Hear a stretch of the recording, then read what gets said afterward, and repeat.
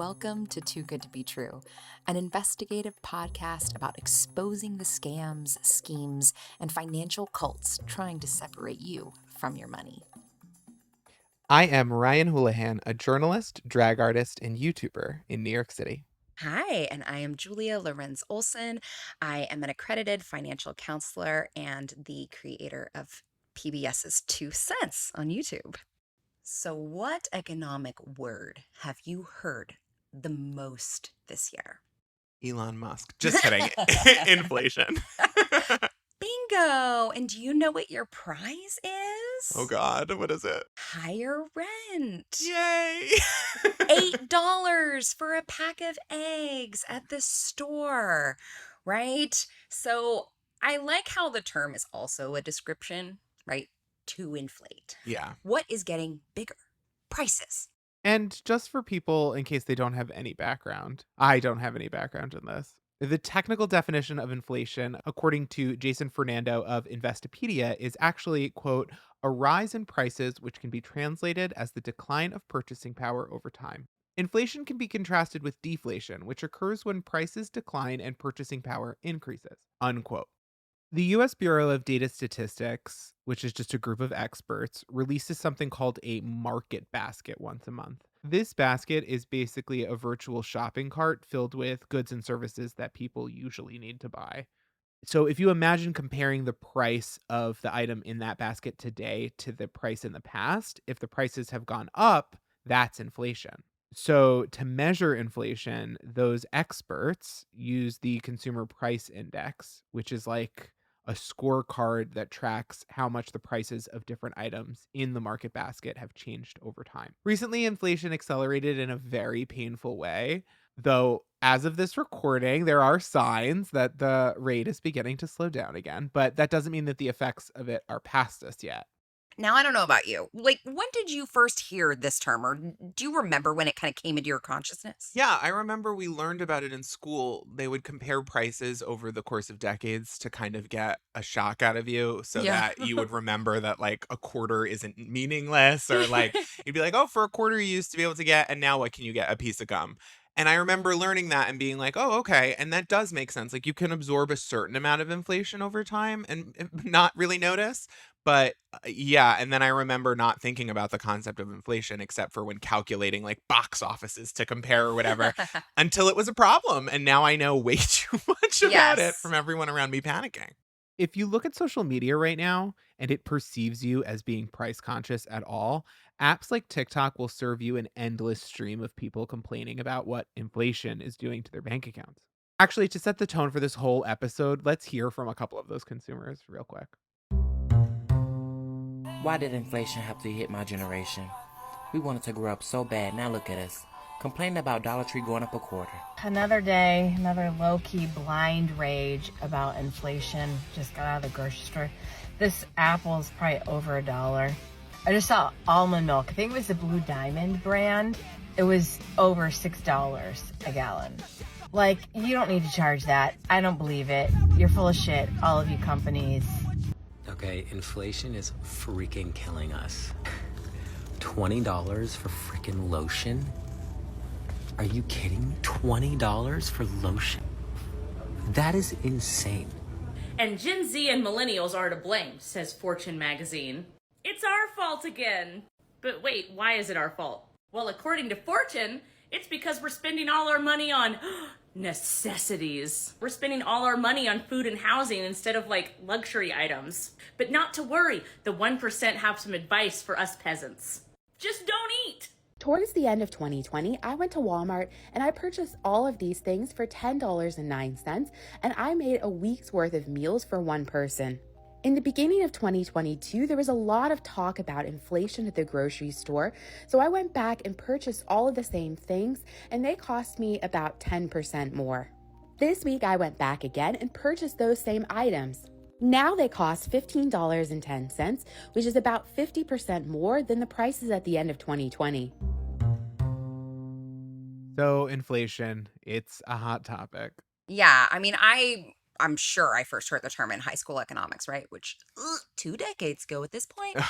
And to me, it was always framed as essentially like an economic tide. And just that something, it just happens by default. Like, nobody makes a decision. It just happens, Yeah, like right? this is just going to naturally occur. It's inevitable. Exactly. But I will tell you this, that my personal philosophical understanding of this kind of inescapable tide has really changed just in the last year. And I think that like 9 times out of 10, the explanations we get for why prices are going up and all of the hullabaloo about the ways we can try and fix that problem are, and I'm quoting economist Richard Wolff here, bullshit. And this particular brand of BS that we're being sold is like, once you see it, it's just perfectly designed to protect the income of those that are actually in the driver's seat. To me, something like inflation always seemed like supernatural, but now that you're mentioning it, it's like, is that something like should we be absorbing 8% inflation Yeah. all the time? I know a little bit of inflation is supposed to be good, and that mainstream economists always recommend we shoot for an inflation rate of 2%. But I only know that because I saw a piece from the Wall Street Journal called Why 2% is the Fed's Magic Inflation Number. Here's Nick Tamaris from the Wall Street Journal explaining. If you have a 0% target, you'll probably have lower interest rates. And the concern would be you'd have less room to stimulate the economy when you go into a recession. There isn't a lot of empirical research that says we've analyzed all the different outcomes and 2% is the right number for these reasons. That's really not how central bankers came up with 2%. The idea was you wanted to have a level of inflation that was low enough that people wouldn't pay attention to how high prices were going up. So let's give people a little bit of like historical context for like, where are we in this like story of inflation in the US? So between 1707 and 1747, an identical basket of goods cost almost 7.5 times more than it did in 1707, which when you break down the numbers, that's 16% rate of inflation every year for like 40 years. That's a long time, right? Now, again, we have it in World War I. Prices rose more than 80% between the war years of 1917 and 1920. But there are a lot of obviously differences in the world between those times and now. So let's just look in like the last 100 years. With the exception of some kind of one-off wartime spikes, inflation hasn't really stuck around for a sustained period of time until we hit the 1970s. So from 1973 to 1981, there was basically this unbroken line of high inflation between 5 and 13% every year. That's a long compounding stretch, right? Yeah. And what was happening during that time? Are you ready for this? You had obviously the high inflation, which were supposedly caused by supply chain issues. You had major tension with the Soviet Union. You had multiple gas price shocks. And then you have these ballooning interest rates, which would eventually lead to the worst recession since the Great Depression. Does that sound familiar? When I said bring back the 70s, I meant like cool fashion, not the economic trends of the 70s. 100%. I am here for what are now called flares, right? Oh, yeah. The flare Flare pants. flare Like, jeans. can we just call them bell bottoms? Why is this not acceptable anymore? But as you can probably understand, I mean, many are worried that all the economic indicators in this kind of post-COVID shocked world are very neatly aligning for a similar meltdown that we saw in the 1980s, a time before which, like, most of the people listening to this were probably even born. Now, and I put this in air quotes, good news is that we did eventually get out of it. Inflation was basically brought to a complete halt. And the move that is credited with stopping that kind of runaway train is now being used today. So what is the move being used? How are we controlling inflation? Let's get into it. So at the time, the prevailing economic theory was dominated by the work of John Maynard Keynes. I know that name. Hey, Mr. Keynes. So after watching the kind of massive devastation caused by the Great Depression, he created this argument that governments needed to get more involved during economic downturns in order to effectively help cushion the blow for its citizens, which, by his theory, would in turn help stimulate the economy back to health a lot faster than if you just allowed it to take an unrestrained toll. And how they looked at inflation was that it was a result of economic growth, and they thought it was directly correlated to lower unemployment.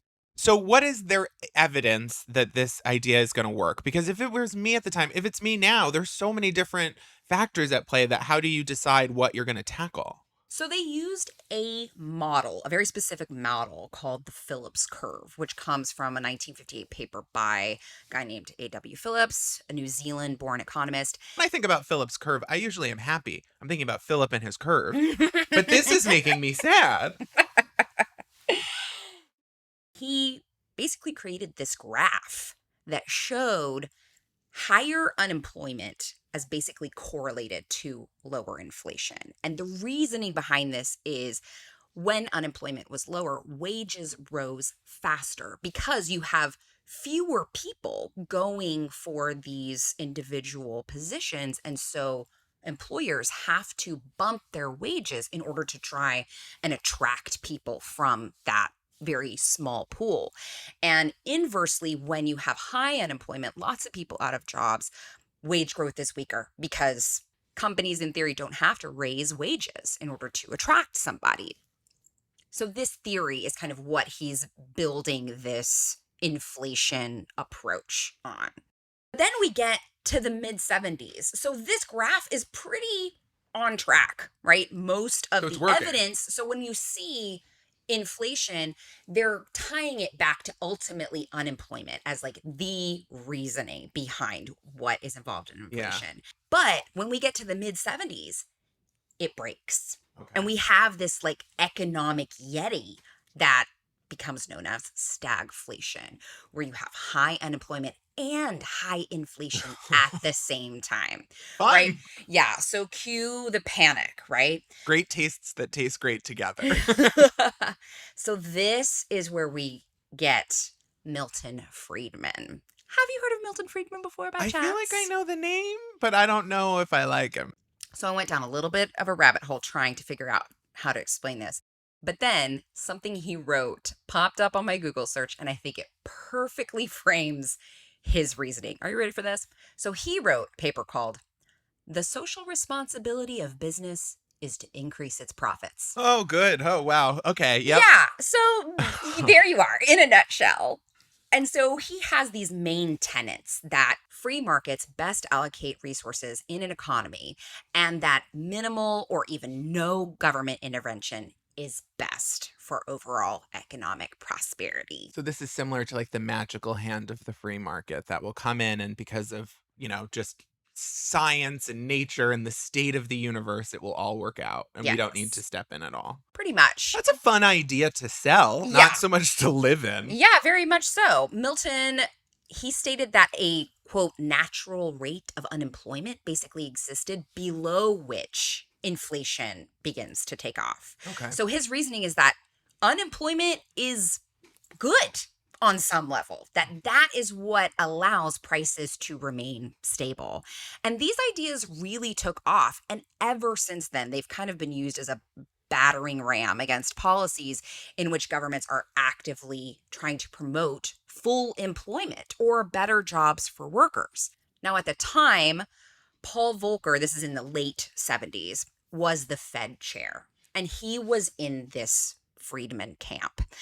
And so he is looking around and seeing these wild rates of inflation, and he decides to make money more expensive to borrow via raising interest rates. Sound familiar? So he hoped that by raising interest rates, that demand would fall and ease the pressure on supply, resulting in price stabilization and eventually reduction. So down came that interest rate hammer. And by 1981, the average rate on a 30-year mortgage loan was 18.45%. So It sounds like very painful, but did it actually help the problem that they were addressing? Yes, it did. I mean, inflation, if that's the problem that we're going after, inflation plummeted by the end of 1982. But that victory, if you can really call it that, came at an enormous cost. So unemployment, as you can probably imagine, spiked and it hit a peak of about 10.8%. That is a lot of That's people. that's a lot of people out of work. But that impact wasn't really felt broadly over all sectors equally. 90% of those unemployed were in blue collar jobs in goods production, manufacturing, construction. And this left an enormous impact on huge swaths of the country. I mean, have you ever heard the term the Rust Belt? Yeah. That's where these people lived. And entire communities were routed, and they've really never recovered. I mean, how does union membership, even just as a sector of the economy, as a tool, just like the Fed is using Yes. as a tool to control people's like quality of life, their wages, how does it recover from 10% union membership reduction? There you go. I think there's still a lot of people saying that, like, I think maybe the cure was worse than the disease, Yeah. right? But it established a willingness for the Fed to induce a severe recession in order to stop inflation. So because it's worked this one time, now they're going to be like, we're willing to use this as a tool. We used it once. It's on the table now. Yes, and it Like a nuke. quote unquote worked, right? Yeah. It worked then. Let's work it now, Yeah. right? So here we back are, right? Here we are back in a similar situation, and businesses are making this a very similar argument that they made last time. So right now, since unemployment is very low, we're pushing higher prices on you, the consumer, because there's a less desperate workforce, right? Same thing. Because unemployment in January of 2023 was at 3.5%, which is a half century low. And it seems like Fed has decided to take this similar approach, right? They're raising rates. Now they're hoping that unemployment doesn't get to levels like it did in the 70s. And thankfully, inflation has started to drift downward since its peak of around like 9% last summer. And while that sounds good, I mean, it's not all rainbows and unicorns and cheaper rent. You know, I live in Austin, Texas, and a huge part of our work sector is tech, right? And I can tell you, if you've been looking at the news, I mean, tech workers are getting laid off by the thousands, right? We're already starting to see the impact that higher interest rates are making. And like individuals and communities feel this in a way that you just can't capture on some economic chart. Yeah. And I watched this video of Larry Summers, which is like, this is so perfect. I watched this video of this man talking about, oh, well, here we are. Inflation's going up. And literally, he is sitting in front of what is obviously some like Hawaiian background. And he's like, this is what we need. We just need unemployment to rise. And thank God they're listening to me now. And I was like, if you could just encapsulate the issue, there it is. I mean, it's a guy sitting on the beach being like, number used to go up, number not go up so much, number go back up. And it's like, I'm sorry, it's hard to take you seriously right now. Yes. And these policies are leading to an ever widening gap of economic inequality. What's ultimately happening is that nobody's going up in any, like, no, there's no like class mobility, because if you're employed, a lot of people are working gig jobs, a lot of people are working part-time jobs, multiple jobs, stacking them. Yes. People are living paycheck to paycheck. I read a statistic today that 39% of Americans are going without meals to make home payments. And Wow. that is a degree that is different than what we were talking about in the 70s, because people were not living like that in the 70s. Yeah. I think it's very easy for us to get into kind of theory land and talk about things like unemployment from this very kind of removed place. But you have to think about this in real terms. Many people who had dreams of finally taking all those hard-earned savings and buying a home or starting a business or even have another child are deciding that the cost isn't worth it. When you have capital in the first place to purchase something, right? So like wealthy people, and I put myself in this category, we have retained capital when higher interest rates hit. So when I go to the store and look at eggs and I'm like, oh, those are $8, that's an inconvenience to me. Yeah. Right? It's just an inconvenience. I will go ahead and buy those eggs anyway. But when you don't have capital, so this is a quote from an economist, Derek Hamilton. He's a professor of economics and urban policy at the New School in New York City. And he says, as a result of not having that capital, you have to finance bigger portions of purchases, right? Large purchases. When there's higher interest rates, the cost of financing that purchase is higher. So people who have retained money have to borrow less in general. They have savings that they can take out of cash or whatever they've got so that they can basically skip out on that higher interest. But poor and middle class people, they don't have that option. It's like a fine where, like, if you're wealthy, Yes. it's just it's a cash gate Yeah. to the same lifestyle you were living before we put it in place. But if you're poor, it's going to cost you an arm and a leg, maybe even debilitate you. Yeah, exactly. And people who are in general kind of kicked out of the buying pool, they stay out. They don't really work their way back in. I was thinking about this just kind of in my own life, how it played out. Like, I bought a house in 2010 and I got into the pool early through a combination of, like, yes, I saved some money and I got some money from my family, Yeah. right? Like, I had help getting into this place. And I bought a house for 130 grand with 3.5% down at God 4% bless. interest. God bless. And I Yes. am agnostic. That is luck. I mean, no other way to say it. That is luck. And that ability, again, it's just inflation for me has kind of been an inconvenience. I would not have been able to make that same move. In a nutshell, higher interest rates basically continue to funnel money upward, Yes. right? Those that That makes have sense. are favored in this kind of environment. Now, Because in capitalism, it's about owning things. exactly. And I'm sure there's a million ways they are riding this narrative and the widespread acceptance that prices are going up in order to rob us blind. Because even though people are saying the numbers are starting to soften up, America's inequality problem doesn't seem to be getting any better.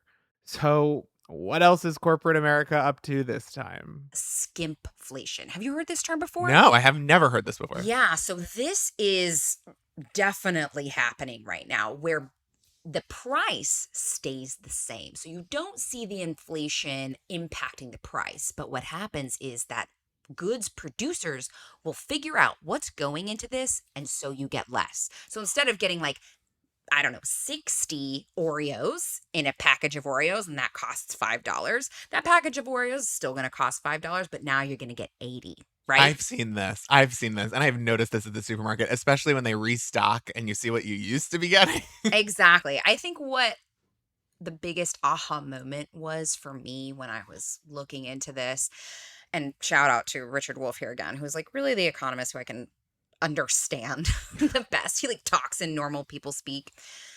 When I'm trying to figure out, okay, why is this happening, right?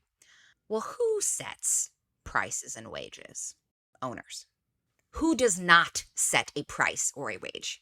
Labor. The workers, right? And how many owners are there in the US? I was looking at a bunch of different, statistics on this, and it seems like this is being generous. 3% of the American population are some sort of business owner. And I do want to say that higher inflation, it is impacting businesses, the smaller ones, right? The people that are making things like ceramics and selling them on Etsy, like their ability to make a profit and feed their families is absolutely being impacted. But when you're talking about companies that have revenue that rival like GDP of entire countries, it is just not an argument. Like all this boo-hooing about like supply chains and energy prices. The thing is that corporate profits are at record highs. Unbelievable. That is unbelievable with what we are living amongst, the turmoil. Well, to get to the bottom of this, we actually spoke to Juliana Kaplan, a senior labor and inequality reporter at Insider, to hear a little bit more about just how all of this actually works. I saw a lot of people in my social media comments being like, oh, well, it's because Biden pumped the economy full of money that this is happening. And sort of implicitly making the people on the other side of the economy the reason that there's inflation. And I think a really good way to think about it that I would hope is grounding is like the economists I talked to were like, people blamed the higher wages for inflation, but it was the other way around. The inflation bore out the higher wages because everything was much more expensive for people. And I think it is it's very baked into American culture to have this sense of individualism, and that, it makes sense that the narrative ended up being, it's the greedy workers' fault for wanting more, but the supply chains are much healthier. We're seeing supply chain prices come down. We're seeing commodity prices come down. Even the labor costs are cooling, which for the everyday person isn't amazing because it means that your raise is getting worse. But all these things that were thought to be driving inflation are gone, and things are still expensive. And like, okay, all the reasons that we were told prices are high are gone, but the prices are still high.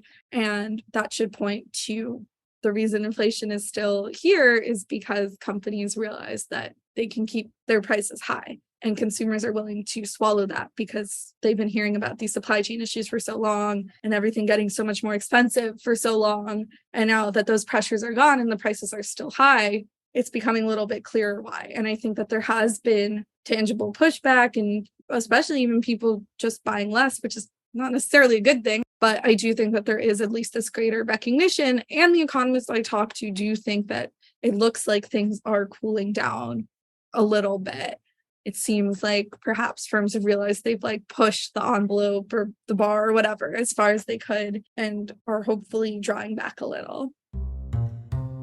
God, who do you have to be to raise your margin on necessities during a global crisis? I'm not on Twitter anymore since the change in management, but I was forwarded a thread by economics data expert Dr. Lindsay Owens. She listened in on some top corporations' earnings calls. They brag about extorting us. In a Twitter thread, Owens wrote, quote, "As you read today's inflation report, pay close attention to what the CEOs who set prices are saying. We got our hands on a batch of earnings reports, and it's a doozy. They're literally bragging about hiking prices while hiding behind, quote, inflation. The receipts. CEOs often speak more candidly on earnings calls, held when a new report comes out, in an effort to impress investors by bragging about their ruthless profit rigging schemes. It apparently doesn't occur to them that the public might find out about them. For instance, the company 3M, which produces N95 masks and other things, crowed on its earnings call that, quote, the team has done a marvelous job in driving price. Price has gone up from 0.1% to 1.4% to 2.6%. The CFO told investors, quote, we see that to be a tailwind. Tyson, one of the big four meat monopolies Biden is targeting for price fixing, saw profits nearly double after price hikes of 32% on beef and 20% on chicken, which the CEO attributed to the, quote, continued resilience of our multi-protein portfolio, unquote. In its fourth quarter report, Johnson & Johnson revealed its raised prices despite raking in billions from COVID vaccine sales. Its CEO told investors that the need for medical care and to, quote, address the suffering and death, unquote, is part of Johnson & Johnson's, quote, optimism and, quote, opportunity for its future. Kimberly-Clark is a mega corporation manufacturing everything from paper towels to diapers. On its recent earnings call, CEO Mike Hsu crowed to investors about, quote, multiple rounds of, quote, significant pricing actions and admitted he plans to continue doing it throughout the year. If you want to understand the role of corporate greed and price hikes and inflation in America today, you don't have to take the word of watchdogs or critics or corporations. CEOs are admitting it themselves in plain daylight, and they're betting they can get away with it. Unquote. So I was listening to this interview on NPR with Rakeen Mabood. She's a chief economist for the progressive think tank Groundwork Collaborative, and she's literally listened in to hundreds of earnings calls. She listened to a specific one from Kroger, which, do you guys have Kroger up here, or is that like a Southern thing? We don't, but I believe they own brands that we do have up here. Well, I think my father, I can tell you, he is a loyal Kroger consumer. And Kroger has seen billions in profits over the last couple of years. And on a recent call with investors, the CEO plans to continue to raise prices. Yeah, they're all just going to run this as cover. Yeah. They're going to rob us blind. They're going to rob us blind, and they don't need any of it. And yet America has to come to an entire halt when somebody robs a CVS. What can we do about this? Actually, Juliana had some ideas. Here's more from Juliana Kaplan. There are things that we can do and that historically have happened. So one thing that Senator Bernie Sanders has pushed a lot, for instance, is what's called a windfall profits tax that would tax, I think his most recent proposal was like a 95% tax on profits in excess of pre-pandemic levels, especially as we see like record corporate profit margins. So the idea being like, one, that's money that's flowing into social services, but two, it sort of disincentivizes you from getting record profits because you're not going to get to hold on to them, which have happened before. I think even Reagan threw his support behind it. On a broader level, what a wealth tax targets is the way that ultra wealthy people get their income. And the way ultra wealthy people get their income is in a paycheck like you and me. They're not getting taxes withheld necessarily. They probably get paychecks, but where their money comes from is their assets, right? And that would be things like stocks, like shares in the company that's getting the record profit. So you're making money from that. Maybe the house you bought at a low interest rate. So I think it would be interesting to see how that played out. Like if there is, again, a disincentive for you to be reaping these record profits from your stocks, but obviously still make a good amount of money too. I think that could perhaps have, a downward effect on inflation because it is shareholders who are like, we need corporate profits to keep going up and up and up. There have also been some proposals or ideas around incentivizing companies creating supply. So like I said, diversifying that supply rather than efficiency at all costs. There was one pretty interesting proposal about tax breaks or funding. You would get incentivized for diversifying your supply sources. The other I've heard pointed to a lot is antitrust enforcement, because I think as a lot of Americans are familiar with, you have really big companies that own a lot of consumer brands. So if a company wanted to coordinate essentially an implicit price hike, they have all these brands through which to do it, right? The same company owns the brand that you buy your toothpaste and your shampoo from, and the toothpaste prices go up. They say, well, we also own the shampoo brand, so we should just have that pricing be equal, right? Even if maybe there's not a reason for your shampoo price to go up. So the idea being that greater antitrust enforcement could sort of pare down monopolistic practices.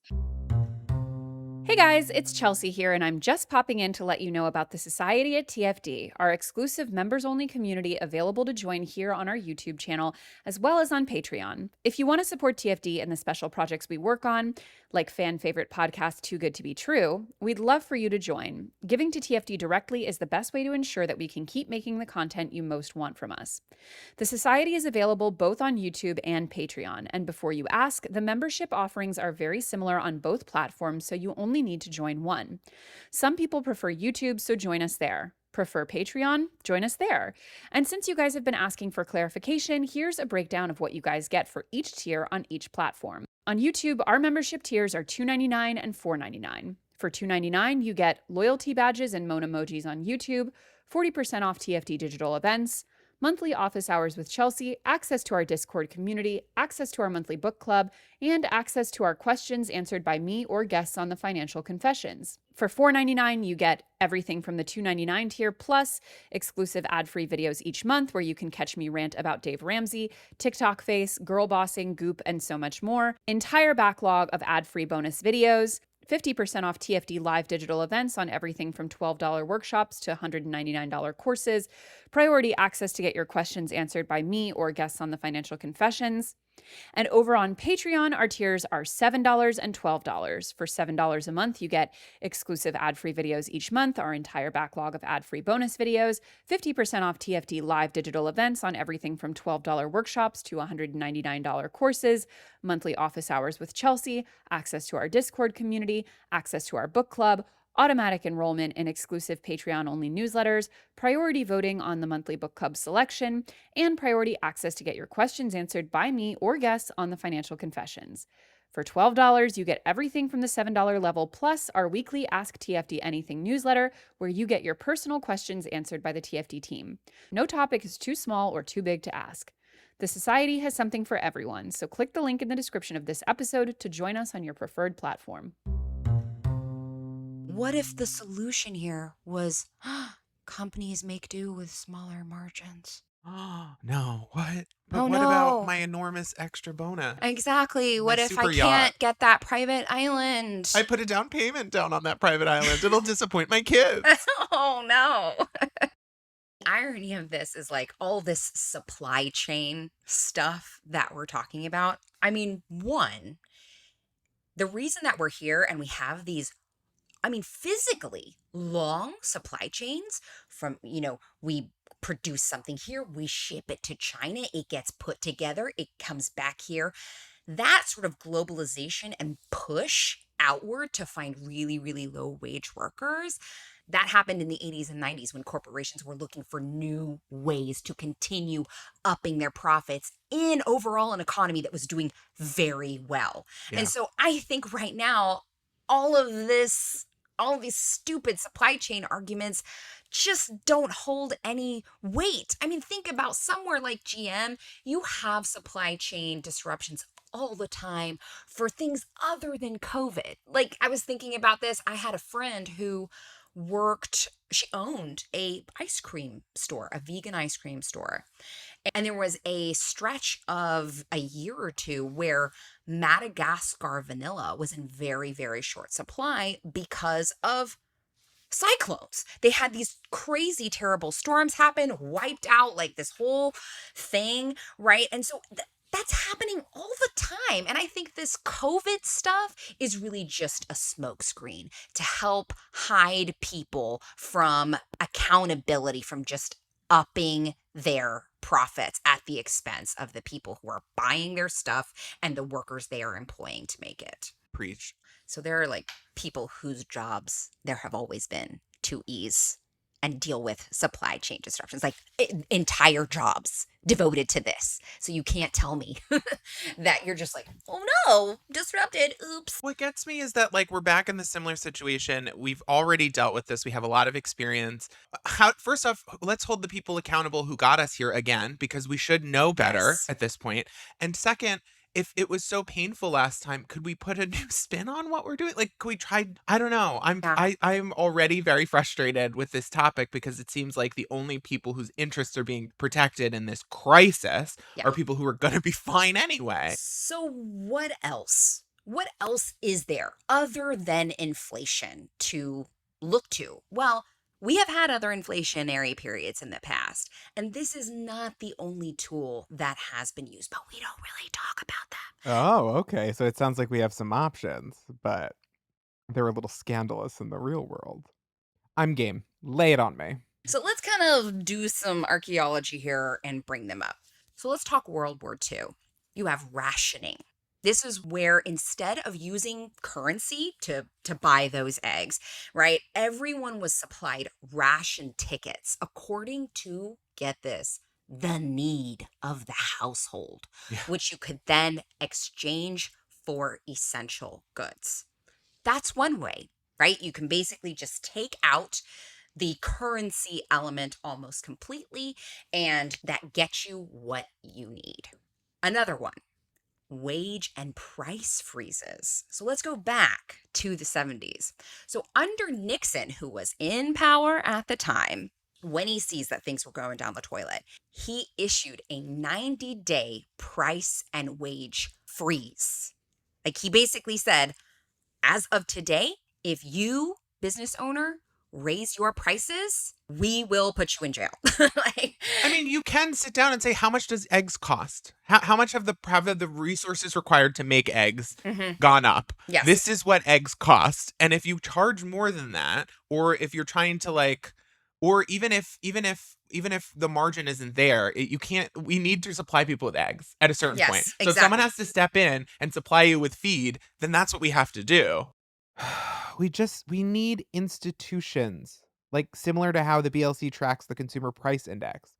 But again, if we did that and implemented price controls, if it's kept short term, I mean, what does that end up doing with people? I think that was essentially the problem, because it was super successful. Obviously, when you tell people like, don't, like, this is a new law, don't raise your prices. And to unions, you can't ask for higher wages right now during this time. It was super successful. Like, obviously, nothing moved, right? You have kind of an arrest of that movement, but the transition out of it was really wonky. And the reason I think that is because from the beginning, it was framed as a temporary solution to this problem.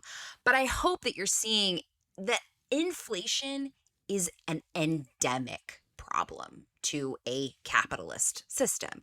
So if you frame this freeze as temporary, what do you think is going to happen? Yeah, when you said 90 days, all I could think was a lot of businesses should wait that out with COVID. They're happy to wait that out if they're still making money. Exactly. Business owners basically were just, all right, I'll bide my time, and things go right back. And if you don't have really good regulation and an enforcement of these new rules, you get black markets popping up.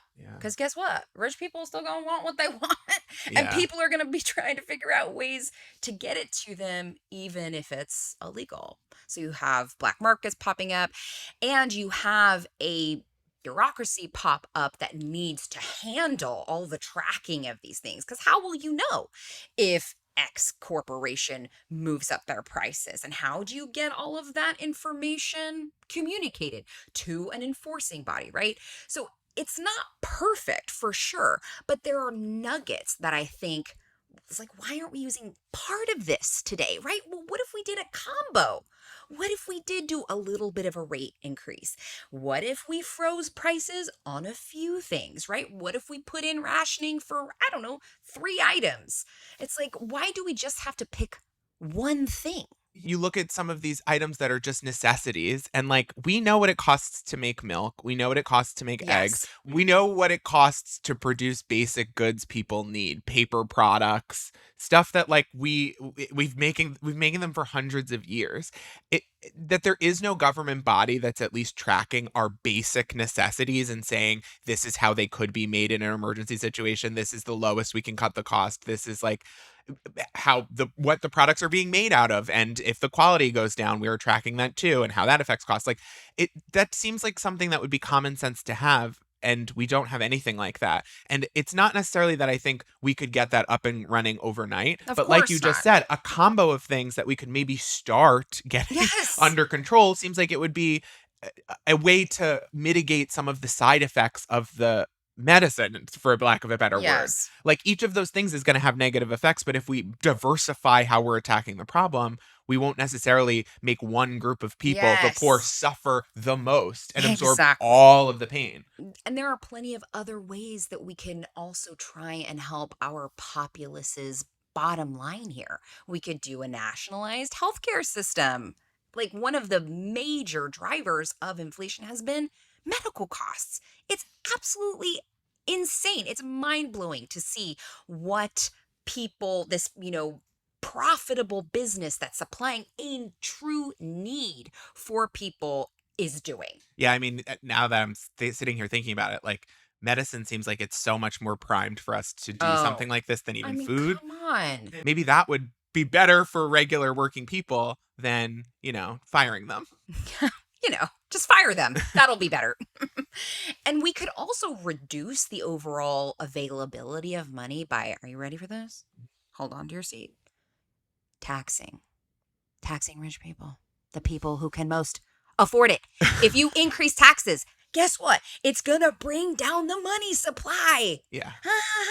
Right? But it's crazy because everyone just thinks so short term. They're like, oh, I'm gonna, like, especially wealthy people are like, oh, I'm gonna lose a zero on the end of one of my numbers. But like, if the entire country's economy functions better, you'll be doing better off. I Yeah, promise you. something tells me that you're gonna be okay if you can't buy your 5th home. Yeah, you'll make it back. I think you'll make it back. I think you'll be okay. Yeah. We could also increase wages. Hello.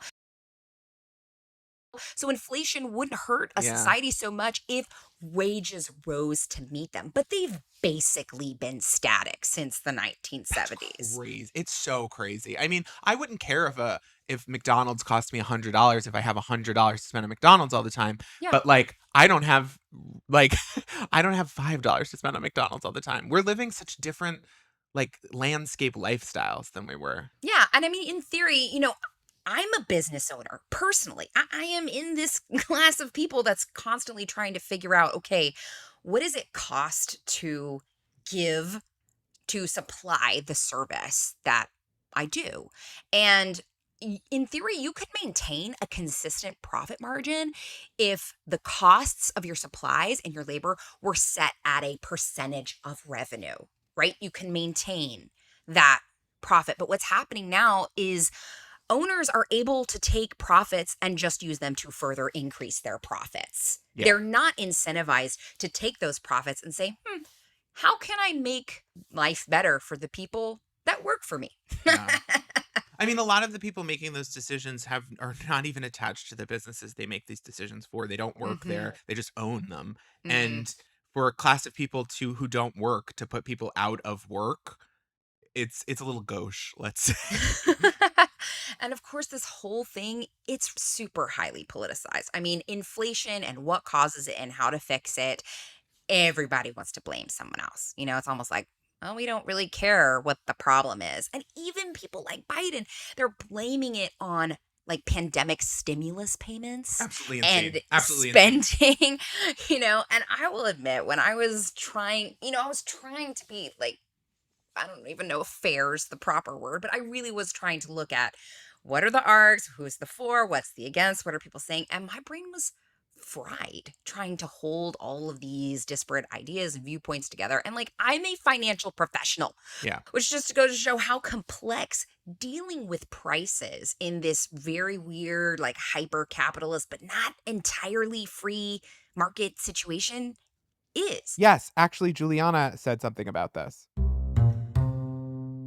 It's supposed to look incredibly complicated and boring and not understandable so that people don't question it. And so I think that that's like a good guiding way to think of the economy. I say this to people a lot. Like, if it seems really complicated, it's probably purposeful, and having even like the headline understanding of it probably suffices. They want us to see the problem as complex, and they want us to see the answer as simple so that we're motivated to go with their answer. Now, we as a mostly worker society are not completely without tools. I mean, we're seeing it now. Labor is rising up to demand change. Let's not forget, we have the numbers. Yeah. Right? Remember that 3%, and that's even being generous. But this is kind of the saddest part, I think, is that so many of us are kind of caught up in chasing this, I think, very specifically American belief that like they too can be owners one day, right? That's the line that's being sold. So we continue as a group to fight for policies that ultimately harm the working class because we're all basically a bunch of temporarily embarrassed millionaires. And the people that we're talking about who are suffering the most are all the people doing the work. And you can always, we can always opt into flexing that power a little more than we currently are. But unfortunately, they make it as painful as possible. Yeah, I mean, think of the union busting that's going on right now Yeah. as we speak. Again, it just kind of comes back to this system is created and maintained by those people in power. It is that 3% that have an absolutely enormous sway on what is going on, and the incentives just aren't there. I mean, when we talk about inflation, we are talking about the consequences of people whose responsibility this was failing. That's what we're talking about. We're not talking about something that magically happened. We're not talking about something that consumers should be blamed for. Oh, you bought oat milk. Oh, you were getting the expensive mascara. You guys millennials are out of control. What you should be doing is like suffering and living without. And the truth is, like, no, this comes down to people with super yachts. This comes down to people who own, you know, $100 million homes, like made of rare earth products. Like, this is. And to just use one tool to combat a very complex problem, it just seems like, can't we do better? I feel like we could figure out a better solution than just human suffering as the only tool we're willing to use. Yeah, because like in theory, the government does retain some sort of power here in the form of like monopoly control. But we know where are we using that? Yeah, and fighting monopolies is very difficult. I mean, the legal mumbo jumbo, and it's very hard. It's very hard to prosecute a monopoly case. Yeah, and we've eroded regulation, so it's not even. Yeah, exactly. And like, you know, this is where I felt like I was like putting on my tinfoil hat, but I was like, okay, so all of the power of prices is held in the hands of like a tiny, tiny, tiny, tiny sliver of unelected people, right? Again, in theory, we have the government as a fail-safe to make sure that people don't go haywire with their greed and like stomp on a bunch of people. But like, who pays for the campaigns of the politicians on both sides of the aisle that allow owners to essentially run the show? Companies whose only job is to create profit. I think where I'm ending up is inflation is not like gravity. There's no one deciding that gravity, exactly, that it just must be. Inflation is a result of largely highly wealthy people deciding that they want to maintain that wealth at the cost of citizens. My takeaway from this is that ultimately, I want to hold the people accountable who've made the choices that have lowered the prices of video game consoles and raised the prices of seeing a doctor. Ultimately, pay me. Before we leave this topic, hopefully for good, we just want to thank our guest one more time. Juliana Kaplan is a senior labor and inequality reporter at Insider. You can find her on Twitter at Juliana M. Kaplan, or read her work on Insider. Well, I can't say it has been fun, but it has certainly been enlightening and entertaining and fascinating. Yes. Stay subscribed, and we will see you next week for another Too Good to Be True. Well, that's the show for the week. You can find Too Good to Be True wherever podcasts are available. And while you're there, we'd love for you to rate the show and leave us a review. I've been Ryan Houlihan, and you can find me on all social media, including my Patreon, which has even more podcasts from yours truly, at Ryan Houlihan, or on my personal YouTube channel, youtube.com/@Ryho. That's at RYHO. I've been Julia Lorenz Olson. You can find me on YouTube at my PBS show 2 Cents. And every once in a while, I'll look at Instagram. My handle is at YayIt'sJulia.